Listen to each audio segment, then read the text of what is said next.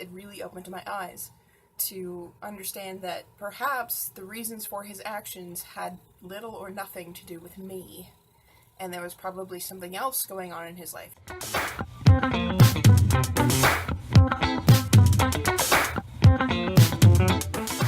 If you can only support creators who provide value and make you think, please consider contributing to my Patreon page the next time you watch one of my videos. Hello everybody and welcome. Today I want to talk about reality. Now this is a concept that I could probably talk about in several different videos, so I'm going to narrow it down a little bit more.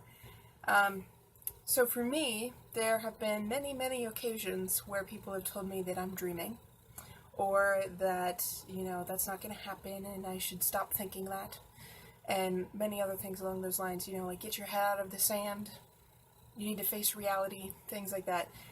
Comments like that come up fairly often, like somebody's like, oh, well, you don't have enough life experience, you don't know the reality, you don't see the truth, things like that, and it's always bugged me. And I'm sure that anybody that's ever received this comment would be at least slightly bugged by it. But I started asking myself, well, why am I bugged by this? Why does it bug me when people tell me to look at reality? And the truth is, it bugs me the most because nobody has been able to tell me what reality is. And whenever they use the phrase, get your head out of the clouds, take your head out of the sand, look at the reality of the situation, what it actually seems that they're saying is stop being hopeful and be cynical, damn it. And this makes absolutely no sense to me. Why on earth would you choose a cynical view over a hopeful one? That doesn't make sense. Now, I think part of the reason why it irritates me that somebody's trying to point me down the cynical path is because I was cynical. I was very pessimistic when I was young. I was bullied a lot, I lost a sibling, I was very angry, I felt like I was the butt of every joke, I thought the world was mean, and, I just wasn't having fun with it. It took a long time for me to start shifting that perspective, but honestly, the first time that I think I was really alerted to the fact that my version of truth wasn't necessarily how reality worked was my childhood bully actually came over to my house at one point. His father brought him over. I don't remember the reason, but he and I ended up racing cars along one of those electrical car racetracks. And we were there for hours, and there was no dispute, there was no argument, we were both completely open to the experience, and it was just a good time. So, having been tormented by this kid so much, a part of me wondered if he would be like that when he came over, but I wasn't so set on him being that way that I was open to him being different, and when he was, it really opened my eyes to understand that perhaps the reasons for his actions had little or nothing to do with me, and there was probably something else going on in his life, like the pressure to be that way because his friends expected it, or, that he was angry, and, I was an angry kid as well, so we were perfectly matched together to torment each other in times of anger, and during that particular visit, neither of us was angry, so, it worked out well. And, so it was quite interesting. That single moment, or that one day, it didn't seem like much, but I do remember a profound shift in my mental situation after that, because I was like, wow, that was so not the kid that I'm used to. And, I think because of that, I've never held a grudge against him, because I recognized at that time that it had nothing to do with me, or next to nothing to do with me. Obviously it had something to do with me because I was a target of his, but, it wasn't as much to do with me as I thought it did.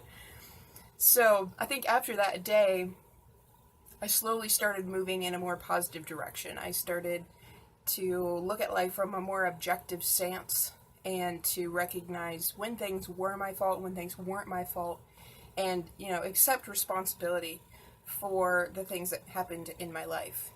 One example, this is actually predating this particular event, but I've always been pretty good at recognizing potential repercussions and either accepting them or rejecting them, which altered my behavior.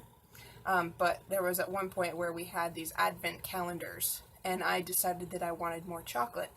So I didn't want to eat all the chocolate because I wanted to have some on the days, on the next days leading up to Christmas. So I opted to eat half of each of the chocolates remaining in the calendar. And I knew that I could potentially get in trouble for it, so I tried to hide it. But when my parents did find out, they threw the calendar away and I was devastated. But of course, looking back at that vivid memory, I could be like, I should have just eaten all of the chocolate. That would have been much better. Because, then I would have had all of it and wouldn't have lost the percentage that I left behind. But it's humorous because I remember that being a time where I was really badly punished for something. I mean, it probably wasn't that bad of a punishment. I don't remember the punishment. But my dad came back years later and told me he's actually really proud of me because I had made a very logical decision at that age. So, and similarly, when me and my sister fought and I would punch her, I was very aware that I could get spanked as a repercussion of that action. But if I was pissed enough, that didn't matter. I was willing to take the punishment. So I've always been kind of aware of the repercussions of my actions. But after this event with my childhood bully, I started to understand that the world, everybody else's world, didn't necessarily revolve around me. And that's not to say that my world doesn't revolve around me, because it certainly does, but not everybody else's does. So I think from that moment on, that day where my bully came over and we hung out, I started being more optimistic, being hopeful, seeing potential, things like that. And it's been a very long journey. I mean, I went through a lot of pain and loss as a child, so it's not shocking that it took me a while to become more optimistic and whatnot. So today, here I am, more optimistic and hopeful. I mean, I have my moments of doubt and I have my moments of cynicism, but they're much rarer than they used to be. And I tend to fall more on the optimistic side of life than the pessimistic side, which to me is a huge win. I've grown so much. So when somebody tells me to get my head out of the sand or tells me that I'm not looking at reality, and I hear that as be cynical and stop being hopeful, you're not normal compared to everybody around you, I kind of go, well, I wanted to be this way. Like, why are you judging me for being this way? And it does feel like a judgment when somebody tells you to get your head out of the sand, because you're like, well, why is my perspective bad? And I think, ultimately, in situations like that, it's not that your perspective is bad, it's just that you kind of hit on a hope or desire that the other person has that they don't believe to be possible, or they don't believe can be achieved. So, like, if you talk about world peace, and somebody believes that world peace would be fantastic and can't wait for that day, but doesn't believe it's possible, more than likely they're going to come at you stronger and be like, oh, stop saying stuff like that. You're just making it worse. And the truth is, you're just making it worse for them, because you're saying that something is possible that they don't believe is possible. So they're like, well, why are you rubbing my face in it? Why are you rubbing salt on the wound? Why are you making it hurt even more than it already does? Which really comes back more on the individual who reacts than it does you. There's also the concept of, well, we don't really know what reality is, because so much of our individual reality is determined by our perception and by our thoughts. It's very rare that we actually look at the true essence of a situation. You don't look at the facts most of the time. Like, if you get into a car accident, you don't just say, well, this car hit my car. usually you go into a whole story about it.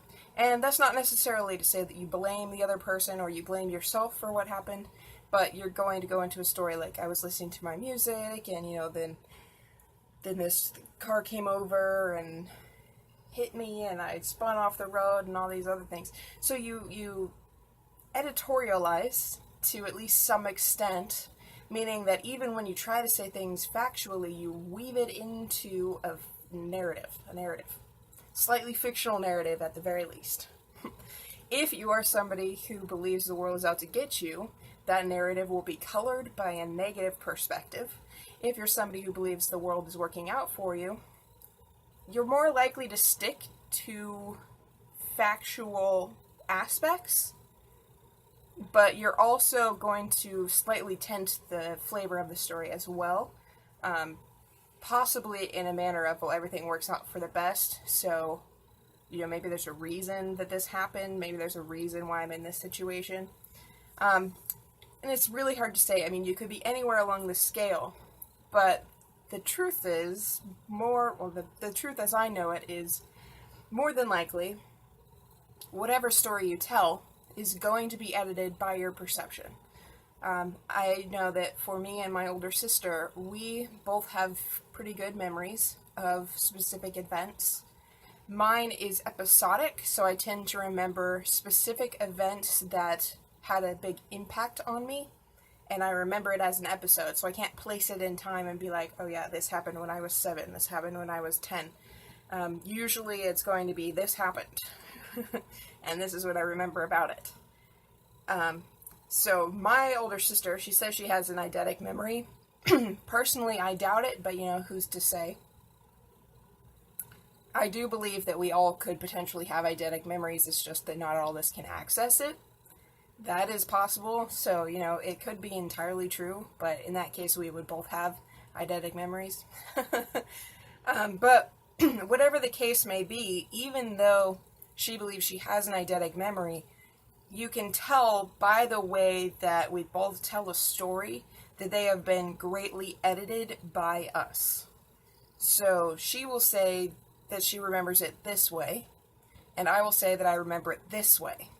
And both of us will probably look at the other and be like, your memory sucks, you don't remember anything about this. You completely changed the story. And the question then becomes, well, who's right? And there is no right in that situation. We both remember what we remember, and you can't really say that the other person's memory is wrong because you know that your memory is edited as well. So unless you can literally go back and replay that moment in time, there's no way to know who did what and when or how. And it's almost ridiculous to argue about it because there's no way you can ever really know the truth again unless you're actually in that moment. So, that's enough ranting and raving for today. I'll probably do some more videos on reality at some point in the future, but I think I've said enough for now.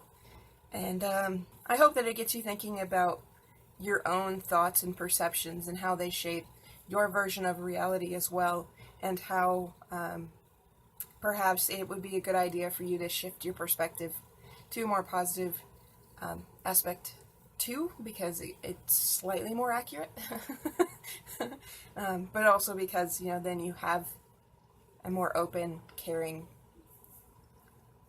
idea that other people, are struggling too, and you don't need to judge them for it, things like that. So hopefully this does help you open your perspective a little bit more, and hopefully you do take some time to reflect on your perspectives. And if you've ever been told that you need to get your head out of the sand or look at reality, I hope you can look back at those situations and maybe find some clarity on what exactly might have been going on in the other person's life at the time. So, thanks for watching. Definitely click the like button, subscribe button, and the notification bell. If you have any questions, ideas, comments, definitely write them in the comments, and I will do my best to respond in one form or another. And thanks for watching. Talk to you soon. Bye.